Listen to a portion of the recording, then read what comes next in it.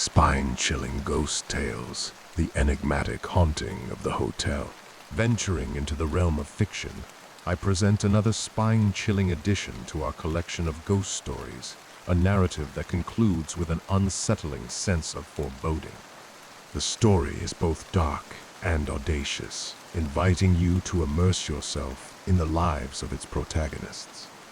I harbor a fervent desire to see these eerie tales come to life through illustrations or film, for such visualizations would undoubtedly amplify the power of our imagination.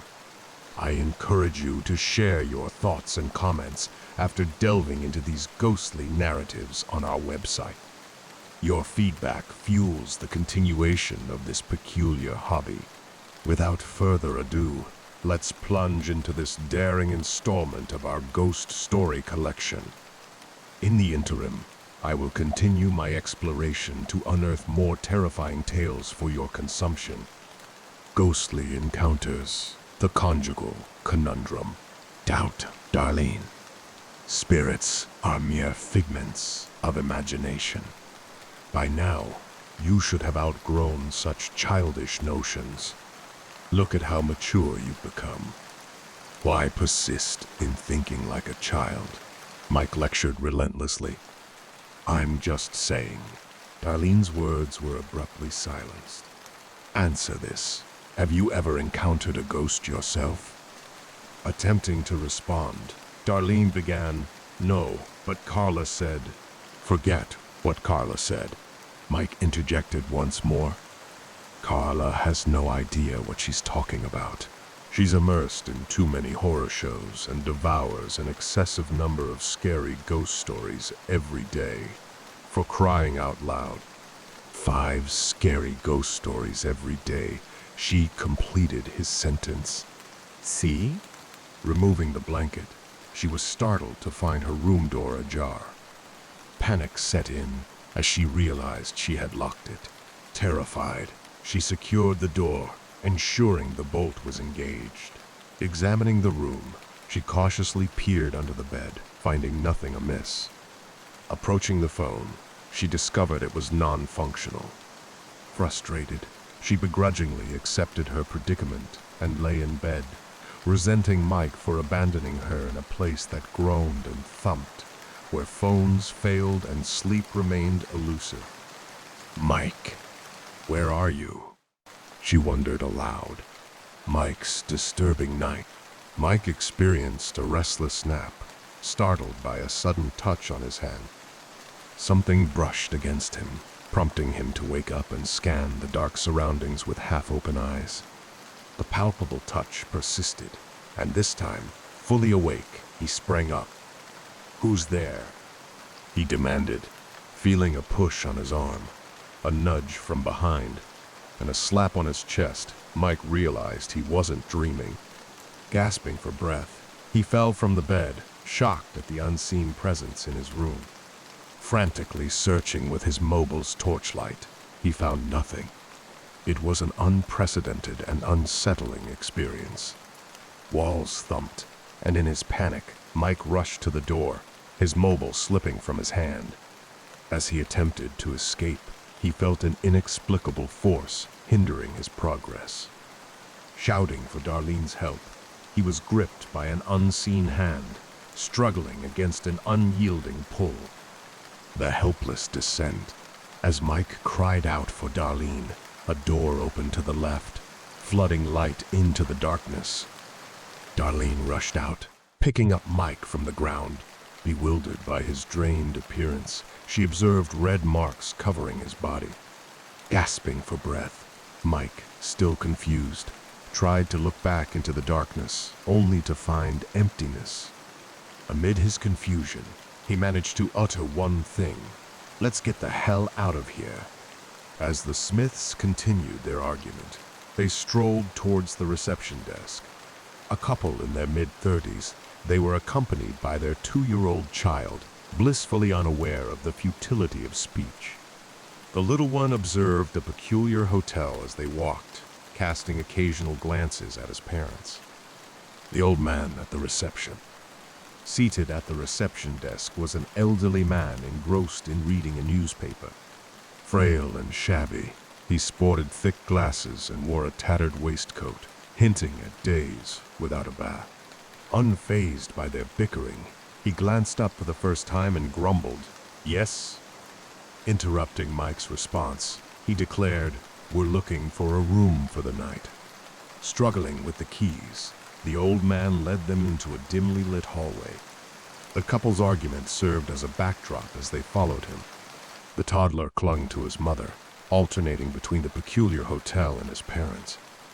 Surprise. All the rooms here have single beds. Take another room or adjust here. Mike's eyes widened in disbelief. What? No, I want a good night's sleep. Unconvinced, he contemplated securing another room. Honey, wait. Can't we share? Darlene, fearful of being alone, pleaded. Oh, come on, Darlene. Zach will keep you company. Mike, annoyed, pointed at their wide-eyed son. Unwillingly, Darlene acquiesced, venturing into the dimly lit room and remarking, "Why are the lights so dim here?" The old man shrugged before leaving them to settle in. Mike's quarters. Mike, waiting at the door adjacent to Darlene's room, watched as the old man opened it. Entering to inspect the room, Mike requested, "Could you switch on the lights, please?" Struggling with the switch, the old man's efforts were in vain. Ah, perfect. So there are no lights here. Mocking, Mike decided to let it be. "I'll change the bulb right away," the old man offered, heading toward his desk. Deciding to leave things as they were, Mike activated the flashlight on his mobile, arranging his belongings and preparing for sleep. Darlene's room. In the adjoining room, Darlene readied herself for bed. A loud thump against the wall caught her attention, and she assumed it was Mike checking on her. Peeking outside, she noticed the dark corridor to her left, lit by a flickering bulb. Turning right, she was startled to find the old man standing beside her. "You scared me," Darlene managed. "Do you need something?" The old man leered at her nightgown. "No, thank you," Darlene replied, unnerved.